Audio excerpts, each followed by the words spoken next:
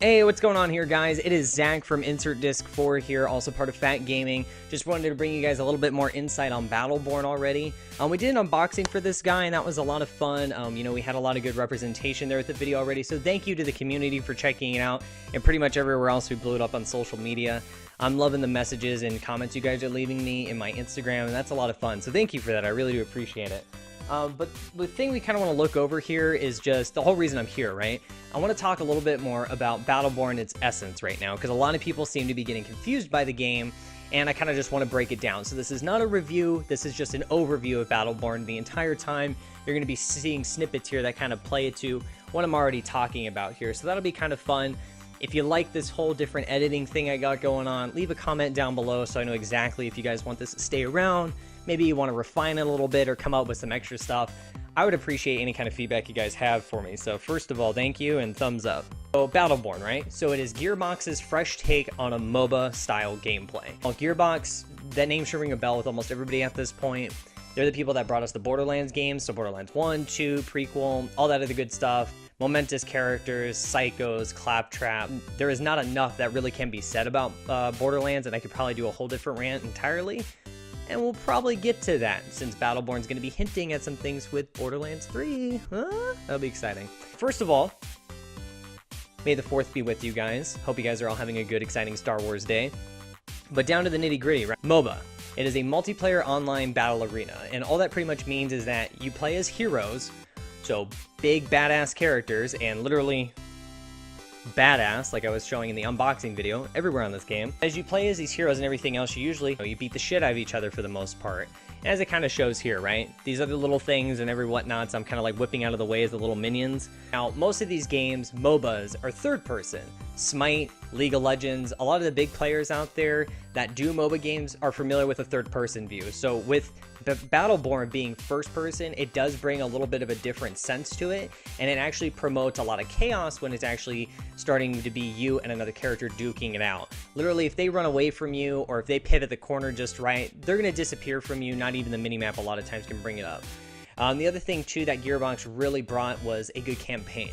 A lot of times, MOBAs usually don't focus around that since it's so multiplayer based. They really don't have to put too much in there. They usually just have backstory that you would read for a lot of the characters.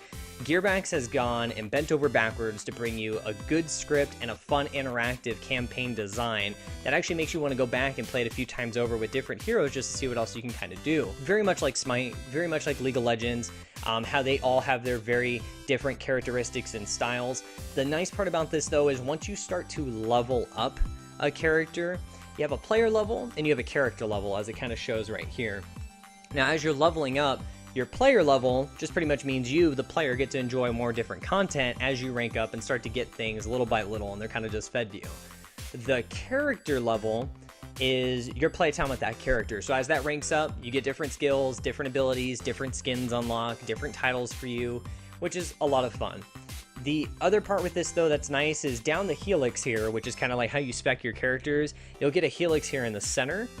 Oh, I just realized you probably couldn't see my hand there because I don't have a green screen. But that's okay, we'll keep this going because that's what I care about. The helix, and then you get actually a DNA strand that falls down in the middle on some characters, and that gives you an even different attribute than just selecting left or right the whole time to kind of play to your flavor of style. Your characters will have banter a lot of times. Now, if you're fighting a character, sometimes they'll shout some stuff out at each other. If you're fighting the same character on the opposing team, they'll say like they're the only one, they're more superior. And that little banter, even though you really don't notice it, I play with the headset on most of the time. That is definitely something I notice, because when I'm in between the chat with like a lot of friends or players that are out there online already, that's another good feel to it. It makes me feel more interactive with that character that I've picked, and that I feel that I'm getting good with the right person when I feel like they're talking and saying things that I would probably shout out in this instance to the other player if they could hear me. Big character rosters. One of the things MOBA games love to bring is a big character list, because essentially, like I said, you only play the one hero. This isn't something like Street Fighter where it throws 10 characters at you and then you kind of get some down the road. This gives you 25 characters. You unlock more as you play. And then as you continue down that line as well, Gearbox has already come out and said they're giving 5 additional characters that nobody knows about, and those are actually free. So Gearbox, once again, really good job on like how you guys are rolling out this content. It's being perceived very well.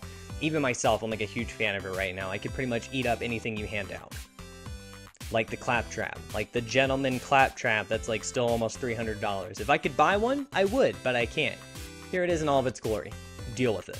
The item customization, Smite, League of Legends. League of Legends, you know, people buy the rep points all the time so they can dump items into skins, different items for customizations.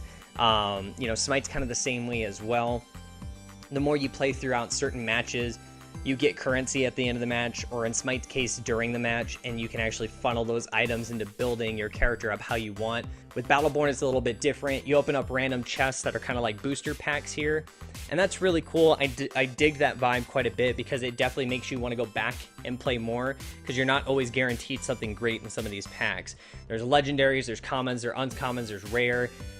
So it always gives me a good idea to go back and go, hey, you know, I've played a few matches, I've racked up some currency, I should probably go buy some boosters or some packs and actually see if I can't customize my character a little bit better, which is a lot of fun. I like that. And so they didn't completely trash or go a different route with MOBAs.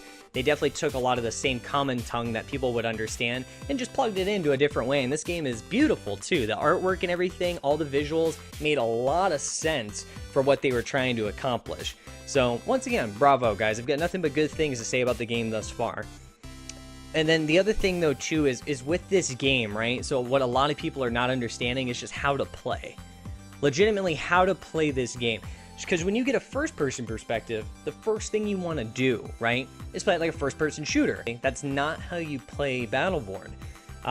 It is a way you can play, but you're probably not going to win all that much.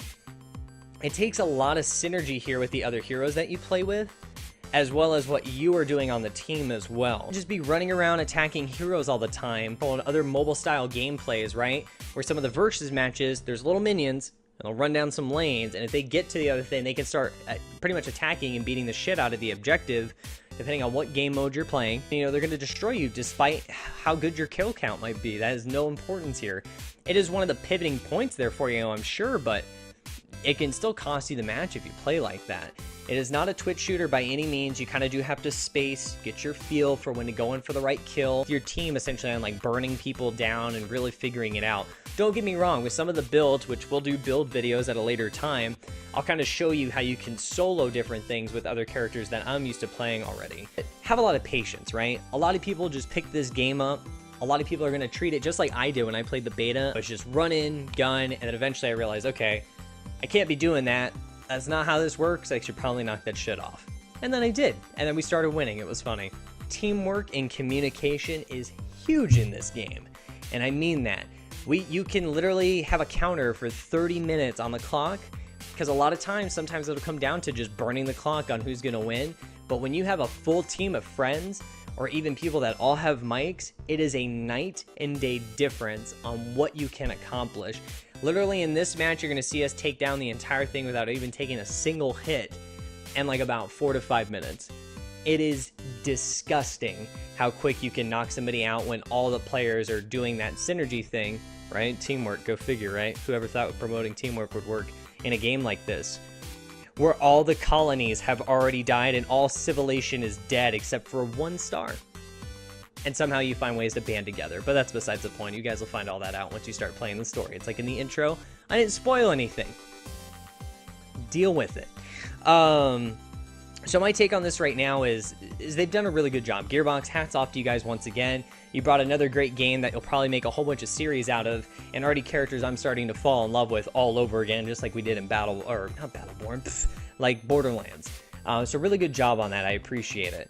So if you guys like their fresh take on a MOBA style gameplay, please like, comment, subscribe down below. We would love to get that better feedback. We're going to be doing a lot of Let's Plays and live action with this, and I hope to be going back personally and doing some different character builds once I start racking up my item inventory just a little bit better. So if you guys want anything specific or to see a character first of, go ahead and shout out to me and let me know. My social links are all down here at the bottom. In the meantime, we'll catch you later. Bye.